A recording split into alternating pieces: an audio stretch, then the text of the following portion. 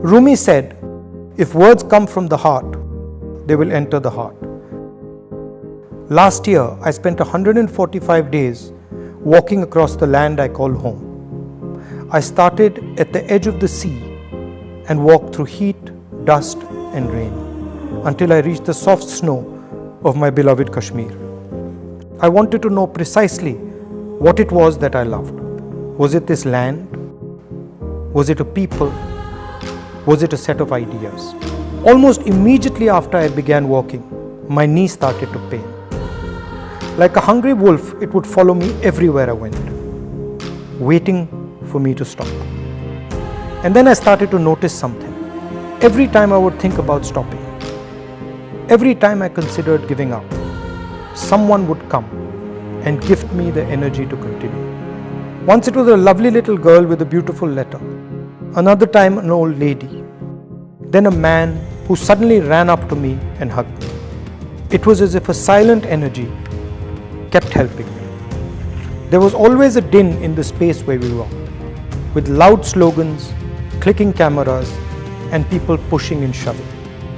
Then one day, I felt a silence I had never felt before. I could hear nothing but the voice of the person holding my hand and talking to me. He was a farmer and he spoke about his crop. He was crying as he showed me the strands of rotten cotton. There was nothing I could say, so I stopped walking and hugged him. It happened with children, with mothers, with students. It happened with shopkeepers, carpenters, and laborers. It happened with soldiers.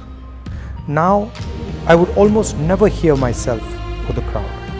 My attention would not move from the person who spoke into my ear. The object of my love had suddenly revealed herself. My beloved Bharat Mata was not a land. It wasn't a set of ideas. It wasn't a particular culture, history, or religion. It was the voice of every single Indian, no matter how weak or strong. India was the happiness, the fear, and the pain hidden deep inside all the voices. To hear India, my own voice, my desires, my ambitions had to fall silent. India would speak to one of her own, but only if one was humble and completely silent. How simple it had turned out to be. I had been looking in the river for that which could only be found in the sea.